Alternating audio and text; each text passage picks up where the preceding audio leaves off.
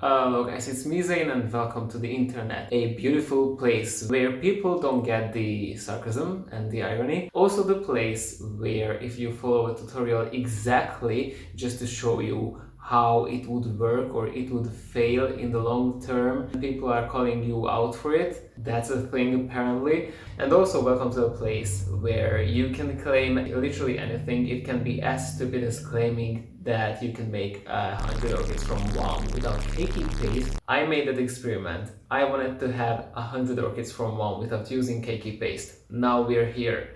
These big orchids are not the experimenting orchids. This is it. Let's get to work and let's experiment, bitch.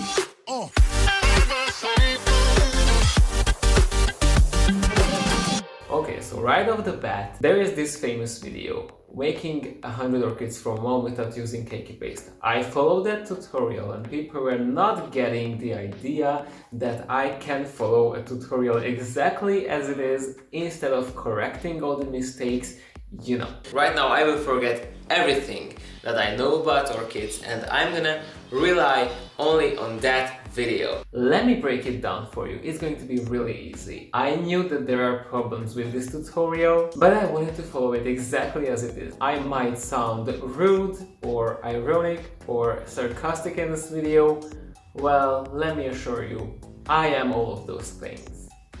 I'm not angry. There were some people who actually get what I wanted to say. You're the real MVP. Okay, so the original video claims that you can make 100 orchids from one without using Keiki paste. Yes, there is like no time limit for it. You can actually make 100 orchids from one without Keiki paste using these cut spikes if you have 100 years for that, but you don't. Well, yeah, you can make 100 orchids like continuously trying for years, but it's just so much easier to buy an orchid. I mean, it's so much easier. Why would you do this? Let's do some calculations for a minute. Let me just get you to the point. If you have one spike, if you are really extremely lucky, you can get 2 Keikis, but mainly only one. And for that one Keiki, my Keiki is growing a new root tip after 1 year. So that's a long time and it's going to be still a few years until this one blooms. So for this one to produce one single spike,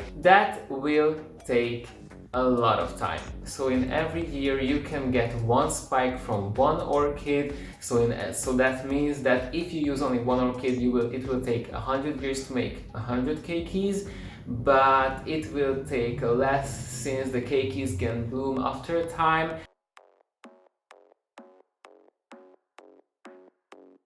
But if we take into the consideration that this video claims, the whole title frames it as it would happen like overnight. Okay, not overnight. If you think about that, your first thought is, oh, I can make 100 orchids from one single spike while making only one experiment. That would be great. Well, that's not happening. One single spike never will have 100 nodes, and one node will create only one thing. That is the first problem.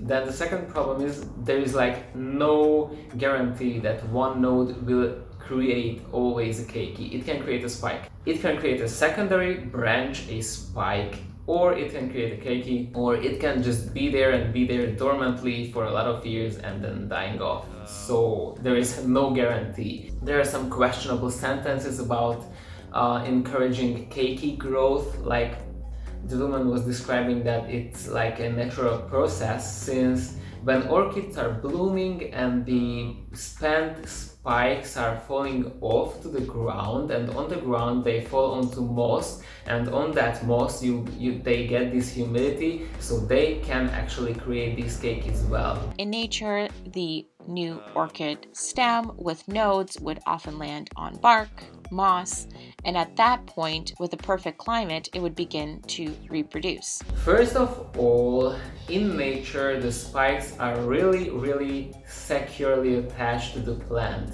They will live on the plant for years and they will dry off on the plant. There's like a 0.5% chance for that spike to break off while still being alive. But if it lands on the ground, that means that the new orchid which is created, the new Keiki which is asexually produced, must live on the ground. And orchids like terrestrial orchids like live in the soil, but these epiphytes which are on the trees, they won't grow into the soil. They like to be on trees. There are a lot of problems with that logic there. And the concerning thing was that a lot of comments were saying under that video, "Oh shit, this video is so great, good explanation, I must try it, this must work well." Wake the up, it's stupid.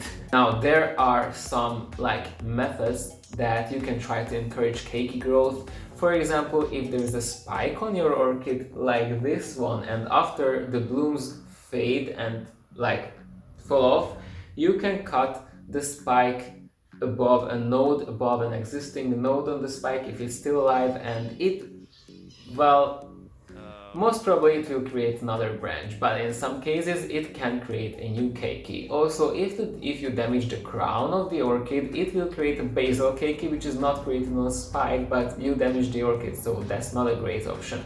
Also, you can use keiki paste on these nodes, but with keiki paste you get really weird mutated stuff because that's hormone, and you can like basically mess up the whole hormonal balance inside the plant, and you get this really weird mutated shit on the plant, which is like not a keiki and not a spike, but something mutated and really weird, and you should be weirded out by it. So yeah, there is that option also. And then there is this option that you can cut the spike and put it into damp moss, and yeah.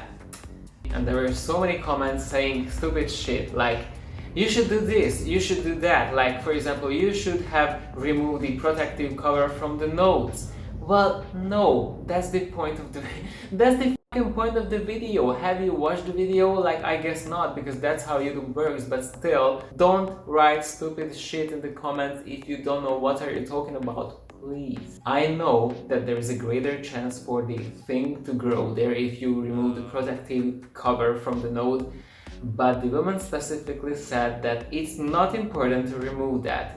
Also, there were some concerns about the plastic wrap which I was using. The woman was using a perforated plastic foil with like already holes on it. Well, I made holes on my plastic because I wanted that ventilation there, which is like basically nothing because, you know, I cannot even. Also, it is claimed that this is as close as possible to the authentic environment in which an orchid would reproduce. I mean, this claim is so stupid that I cannot even tell anything against it. It's just stupid, okay? It's just... Have you ever heard about logic? There were some comments about moss being food source. The Russian woman always said the moss is the food source for the orchid, but it's not the food source for the orchid. Because moss carries with it antibacterial properties, and it is also an orchid's food source. In order to provide the orchid with the food source that it needs, orchid has access to water and a food source. The roots are trying to reach downward to reach the food source. Food source, food source, food source, food source. I don't know how to break it down for you, but there were some comments, even there was a reply to my comment that yes, the moss is a food source because the water is containing the nutrients, and as they are absorbed by the moss, the orchid, the roots of the newly growing orchid can actually absorb those nutrients. Well, still, this sphagnum moss was only the medium. The sphagnum moss was only something which carried the water filled with nutrients to the roots. The moss won't ever be a food source because it's just something that absorbs moisture and it can be absorbed by the roots. The food source is the water and the nutrients inside the water. The sphagnum moss won't ever do anything about that because, you know, it's just something that carries the food to the roots. It's not a food source. So, you know, there's that. There were even likes on that comment, I cannot believe. On these sheeple. I mean, we know this smell. It's fucking bullshit. That woman actually in the video missed the inside of the vase.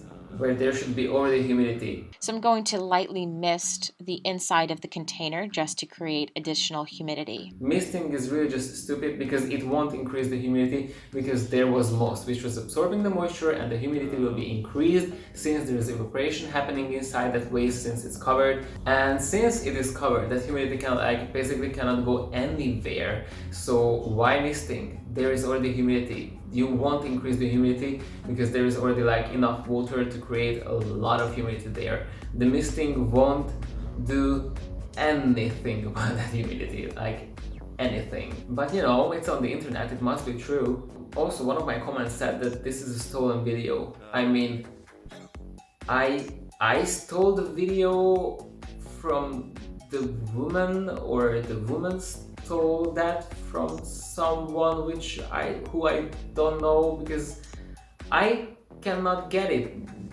I mean, what is the stolen part? I mean, did I stole the video? Because that's really surprising. I mean, I just showed you a video which is on the internet. That must mean that I stole it, I guess, or I don't know. Welcome to the internet, Zane.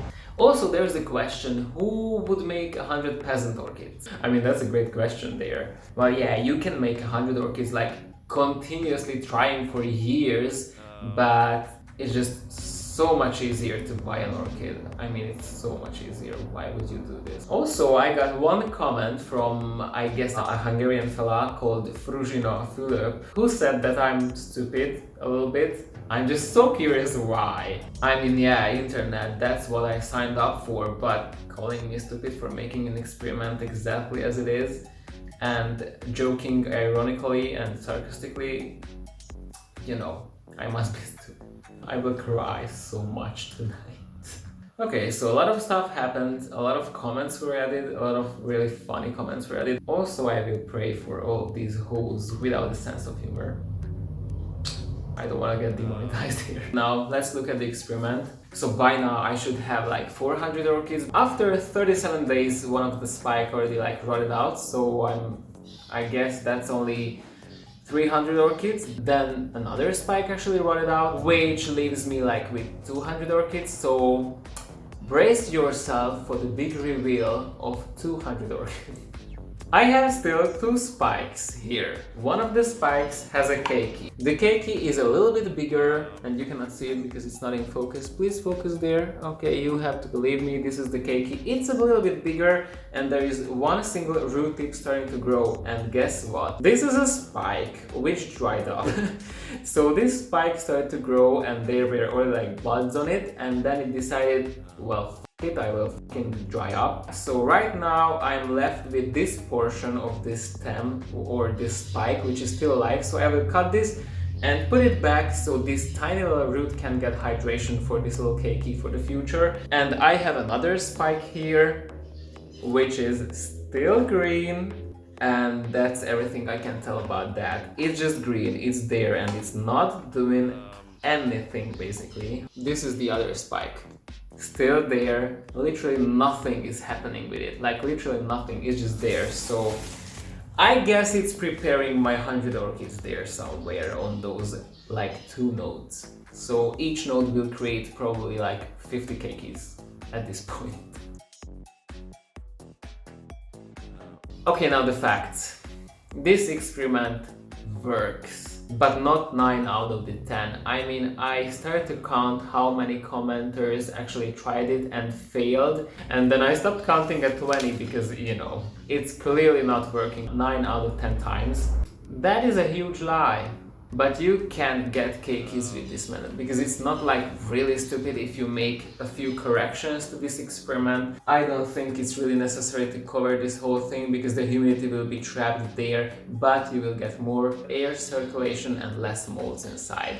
So that's one good tip. I won't do that because I want to exactly follow the tutorial. I let that sink in, okay? For those ones who are just who cannot sense right away what's going on. I'm so mean today, oh my god. A few times you can get a spike, also you can get a Keiki, and if you wait enough months or enough years, you can get a Keiki with a root tip.